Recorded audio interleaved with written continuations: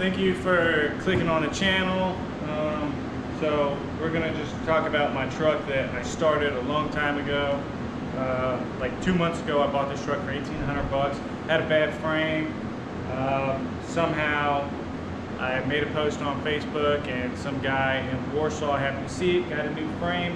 So we're just gonna go over here and we're gonna talk about what exactly happened. Obviously it's a huge mess, but I've been pretty much putting the truck back together from literally the frame up.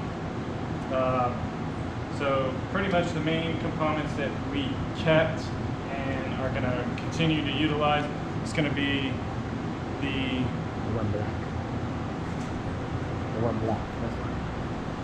The rear differential, the front differential. We got some used but not new axles. Torsion bars we're going to reuse. We got a 7-inch BDS lift kit that we have put on here. We got kryptonite upper control arms. We got some new kryptonite ears as well, pretty much the same thing as the factory ones. New steering gear, new lines. The frame has been coated with 415 and then also with a Raptor liner coating over top of it. It was supposed to be black. I accidentally picked dark olive drab. It looked black online when I bought it, so there's that. Come on to the back. We got the fuel tank dropped out of it right now. We got our brand new fuel lines just dangling here. Pretty much just been working on the suspension and whatnot lately, but we got the opted for the full-size springs instead of the blocks.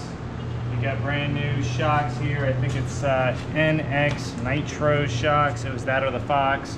You know, at the end of the day, I think shocks are shocks, so I don't really care too much for that. So we got that all taken care of. The cab is in real rough shape, so you know, I think I'm just gonna let it eat until I find like a decent cab to replace it with. There was a lot of holes, a lot of patching on the bottom side here, so pretty much filled in as many holes as I could, and then just did the same thing that I did with the frame to make it last probably a year or two. Yeah, it's like putting lipstick on a pig, but you know, it's something to hold for the time being. We still got a handful of brake parts down over here for the rear, along with brand new parking brake cables and all that good stuff. The front brakes are on. These are the Power Stop Z23 Warrior towing package kit thing.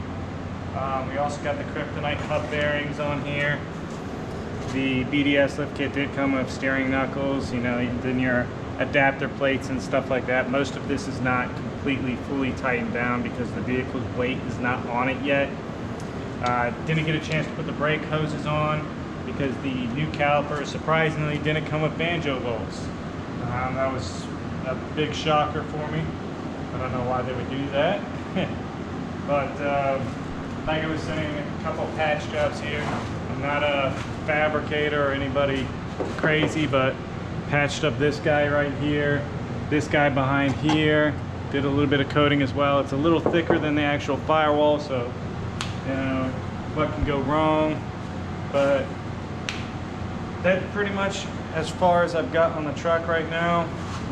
Coming in the next few videos, we should be seeing, you know, right now I'm on the hunt for some kind of upgraded coolers for the power steering cooler, the transmission cooler, and you know, I'm a big fan of aluminum radiators because the whole plastic crimp style aluminum radiators, and it's just, I don't have much faith in them, and I'd rather run a full aluminum one.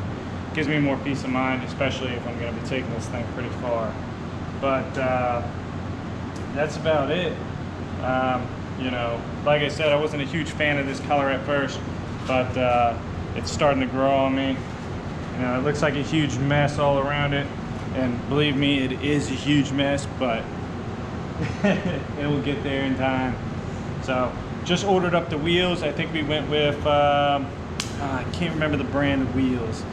I guess we'll leave that as a surprise for next time, but I will tell you I went with the old classic BFG KO2. We did go with 35 series tire, so it is going to be tall.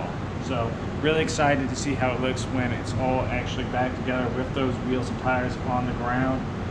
But that's about it for now. So stay tuned for the next video, and we're going to be doing a lot of fun, crazy stuff with this. And also some more info. This is actually an Allison 1000 and a 496 up. This is not a Duramax.